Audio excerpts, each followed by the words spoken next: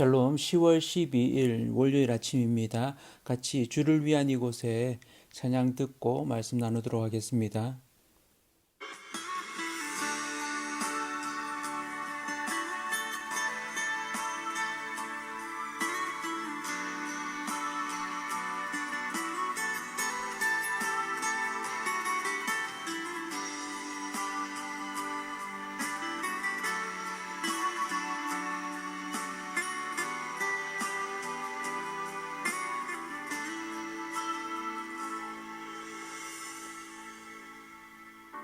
주를 위한 이곳에 예배하는 자들 중에 그가 찾는 이 없어 주님께서 슬퍼하시네. 주님이 찾으시는 그 한 사람 그의 배자 내가 그 사람 되길 간절히 주께 예배하네. 주은혜로 이곳에 서 있네. 주임제에 엎드려 절하네. 그 어느 것도 난 필요 없네. 주님만 경배해. 주은혜로 이곳에 서 있네. 주임제에 엎드려 절하네. 그 어느 것도 난 필요 없네. 주님만 경배해.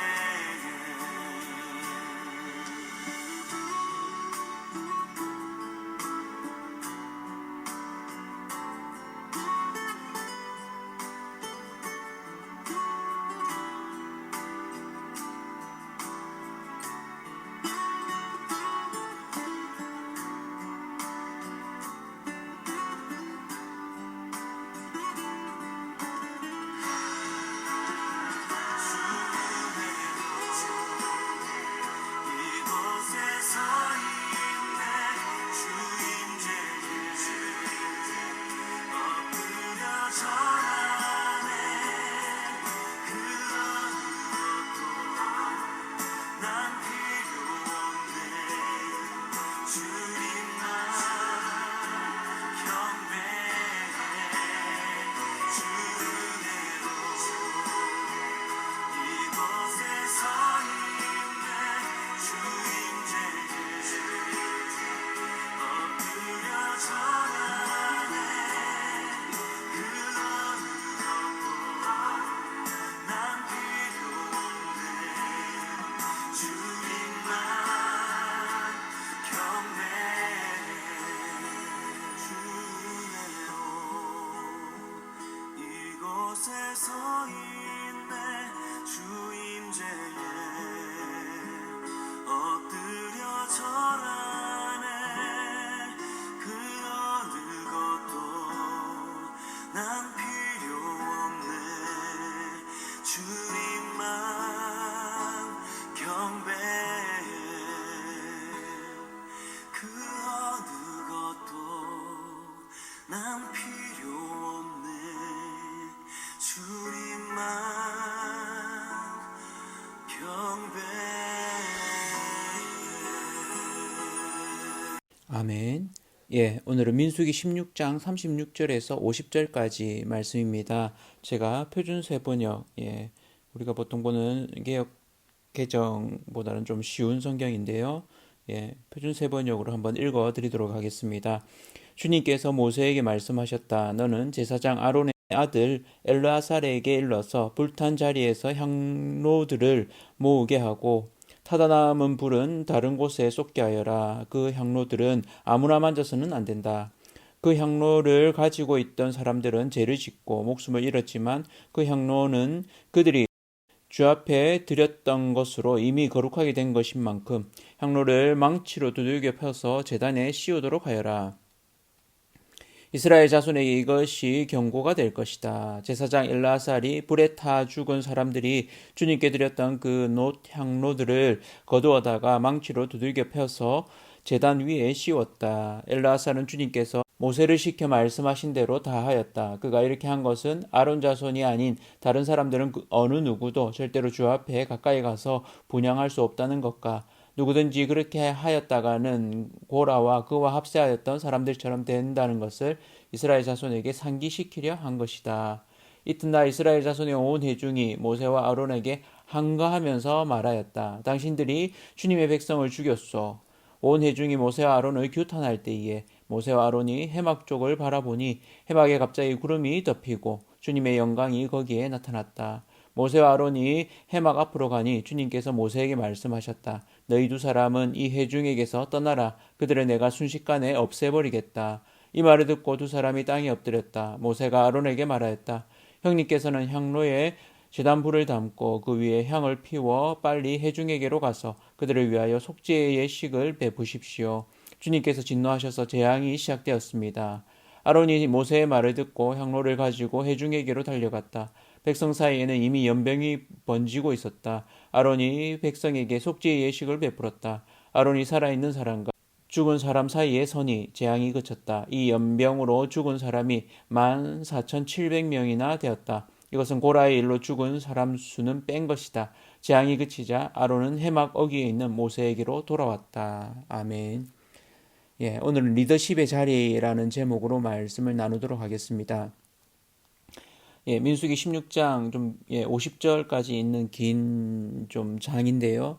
이 민수기 16장에는 리더십의 격돌, 그러니까 모세와 아론의 어떤 리더십에 대해서 이렇게 반란을 일으킨 고라 자손과 또 250명의 추종자들의 어떤 대결 구도를 보여줍니다. 이는 하나님이 세우신 권위에 대한 도전이자 하나님에 대한 도전이 되어집니다. 리더십으로 세운 모세가 리더십의 어떤 부분들은 약한 부분들이 있었습니다. 그런 약한 부분들 때문에 그에 대해서 반기를 들고 저항하는 이들이 자꾸 생겨나고 있죠. 그랬을 때 어떻습니까? 여러분이 모세였다면 이 상황들이 결코 만만치 않았을 것 같습니다. 한 산을 넘어가면 또 그 다음 산이 있는 것처럼 가데스 바네아의 12정탐꾼을 보내고 나서 10명의 정탐꾼으로 인해서 어려움을 겪고 다시 애굽으로 내려가지 않은, 그래서 모세의 리더십에 흠집이 나는 이런 부분들이 되어지는데, 모세는 이런 상황, 그러고 나서 또 다시 고라 자손이 모세와 아론, 너희만 대단하냐, 너희가 왜 왕처럼 그렇게 군림하려고 하느냐라고 이렇게 공격합니다. 일종의 계획을 짜고 반란을 일으킨 거죠. 이들은 결국 해막에 올라가야 되는 그런 상황 가운데, 가나안 땅으로 올라가야 되는 그런 상황 가운데 그들은 오히려 애굽으로 내려가려고 하다가 스올로 내려가는 이런 좀 처참한 상황이 되어집니다. 하나님이 참 이들을 오히려 그냥 애굽으로 보내는 것이 아니라, 애굽은 뭐 세상을 상징하기도 하죠. 아예 지옥 수월로 보내버립니다. 땅이 벌어져서 그들을 집어삼키 버리는 이런 일, 하나님이 지시는 이런 과정을 보여줍니다. 이 과정들을 통해서 결국 리더십은 누가 세웠느냐? 하나님이 세웠다 하는 것을 보여주시죠. 오늘 또 이 본문 속에서는 이 고라 자손 말고 250명의 추종자들이 향로를 들고 하나님 앞에 나갔다가 오히려 하나님의 불이 그들을 살라버리는, 그래서 그들이 향로를 들고는 그 자리에서 다 타서 죽게 되는 이런 상황이 벌어진 거죠. 이 상황 가운데서 엘라사를 시켜서 그 향로들을 다 수거하도록 합니다. 이런 상황, 그림이 좀 그려지십니까? 불에 타버리는 사람들, 그 사람들이 들고 있는 향로를 일일이 그 사람들에게서 다 수거해 온다는 일이 결코 만만한 일은 아니었을 것 같습니다. 들고 있는 그들의 손에서 또 타버린 그들의 몸에서 그 향로를 이렇게 들고 오는 뭐 제가 되었다면 오히려 뭐 향로만 남았으면 수월했을 수 있는데 그렇지 않았을 경우에는 굉장히 좀 난감한 상황 하나님이 벌하시며 어떤 이런 처참한 상황 불타서 사람이 이렇게 죽는 이런 상황 가운데 엘라살이 이렇게 나아가는 그리고 그 향로들을 다 모아서 그것으로 제단을 이렇게 덮는 표식을 만들었습니다. 그것을 볼 때마다 이렇게 백성들은 함부로 우리가 나가서 하나님 앞에 이 향로를 들고 제사해서는 안 된다. 제사장만 하나님이 허락하신 제사장만 이 일을 하는 것이다 하는 걸 인정하게 되는 거죠. 이 일이 있고 나서 이튿날 온 회중이 오히려 고라 자손의 편을 들게 되고 모세와 아론을 공격하게 됩니다. 그러니까 결국 어떻게 됩니까? 하나님이 이들을 더 이상 둘 수 없다 해서 하나님의 임재의 상징인 구름이 내려오게 되고 하나님이 연병으로 그들을 치시게 되죠. 이런 과정을 느꼈던 모세와 아론이 하나님께 엎드려서 하나님, 이들을 이렇게 치지 말아 주십시오라고 이렇게 이야기를 합니다. 그러니까 그들이 땅에 엎드렸지만 하나님이 아무런 반응이 없으시죠. 그로 인해서 이렇게 하나님이 바로 치시는구나 하는 것을 알고는 모세가 아론에게 시켜서 백성들에게 가서 향로를 들고 가서 그 사이에 서게 되죠. 그로 인해서 이미 죽은 자가 14,700명이었습니다. 그러니까 그 죽은 자와 산자 사이에 이 아론이 서게 됩니다. 그러니까 사실은 죽어가는 자, 또 한편으로는 죽음의 신이 그들 가운데 당도한 거죠.